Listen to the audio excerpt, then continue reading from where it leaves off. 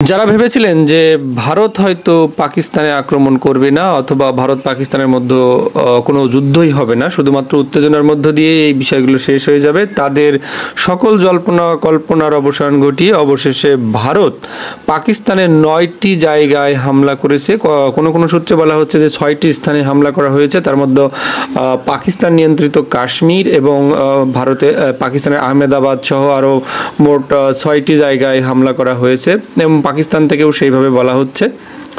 তো যাই হোক, এখন পাকিস্তান কিন্তু বলেছে যে তারা পাল্টা জবাব দেবে, অর্থাৎ কখন কিভাবে কোথায় দেওয়া হবে সেটা স্পষ্ট করে বলা হয়নি, তবে পাল্টা জবাব দিবে।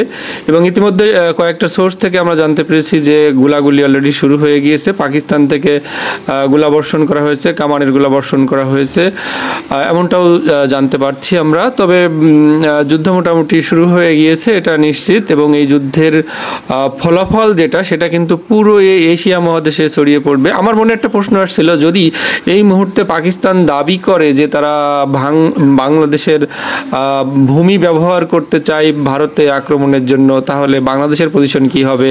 বাংলাদেশ কি আসলে পাকিস্তানকে বাংলাদেশের ভূমি ব্যবহার করে ভারতে আক্রমণ করতে দিবে?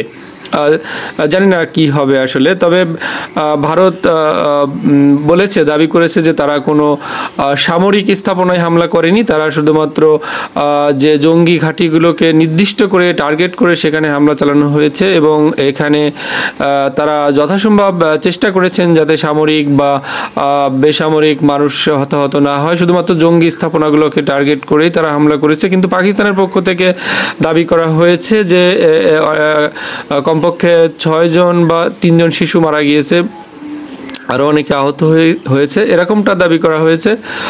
আর পাকিস্তান দাবি করেছে যে যেটা পাকিস্তানের ডন পত্রিকা বলছে যে তারা পাকিস্তান ডাউনস, আমি একটু ডন পত্রিকা থেকে পড়ে শোনাই আপনাদেরকে। Pakistan downs 5 Indian jets as retaliation for late night strike at 6 sites. তার মানে 6টা স্থাপনায় হামলার কথা বলা হয়েছে। এবং পাকিস্তান কোনো কোনো সূত্রে বলছে যে পাকিস্তান 5টি যুদ্ধ বিমান ভূপাতিত করেছে, আবার কোথাও দাবি করা হচ্ছে 2টা যুদ্ধ বিমান ভূপাতিত করা হয়েছিল। আসলে যুদ্ধের সময় তো এমনই হয়, কোথায় কেমন মানে যে ঘটনাগুলো ঘটে তার থেকে একটু কম বেশি করে সব বিভিন্ন জায়গায় প্রচার হয়, আসলে এক্সাক্ট নিউজ ওইভাবে পাওয়া যায় না। আদেও পাকিস্তান কোনো যুদ্ধ বিমান ভূপাতিত করেছে কিনা সেটা আসলে জানা যায় না, তবে পাকিস্তানের পক্ষ থেকে এমনটাই দাবি করা হয়েছে। এবং আমরা যদি একটু বিবিসি বাংলার খবরটা একটু আপনাদেরকে পড়ে শোনাই। বিবিসি বাংলা বলছে 1 ঘন্টা আগের খবর, পাকিস্তান শাসিত কাশ্মীর এবং পাকিস্তানের উপরে ক্ষেপণাস্ত্র হামলা শুরু করেছে ভারত। মধ্যরাতে পাকিস্তানের মোট 9টি জায়গায়, অর্থাৎ এখানে কিন্তু বিবিসি থেকে বলা হচ্ছে 9টি জায়গায় হামলা চালানো হয়েছে বলে ভারত সরকার দাবি করছে, অর্থাৎ ভারত দাবি করেছে 9টি জায়গায় তারা হামলা করেছে।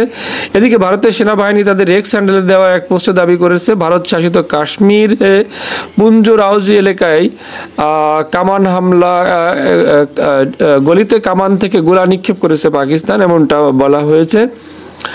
এর আগে ভারতের 2টি বিমান ও একটি ড্রোনকে ভূপাতিত করার দাবি করেছে পাকিস্তান। তো যাই হোক, মোটামুটি আপনাদেরকে আমরা যুদ্ধের পরিস্থিতিটা একটু জানানোর চেষ্টা করলাম। যুদ্ধ শুরু হয়েছে, এখন এই যুদ্ধের ফলাফল আসলে কত দূর গিয়ে দাঁড়াবে।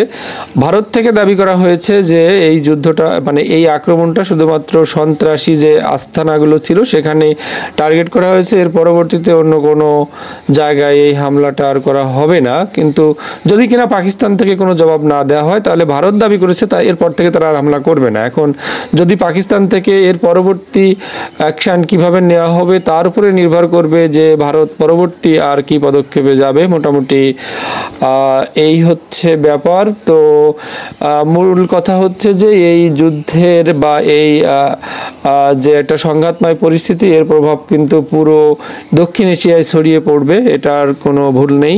এবং তার ইফেক্ট কিন্তু বাংলাদেশ, চীন, সমগ্র অঞ্চলে তার একটা প্রতিক্রিয়া বা প্রভাব আমরা দেখতে পারবো। এখন কি ধরনের প্রভাব আসবে সেটা আমরা দেখার জন্য অপেক্ষায় রয়েছি।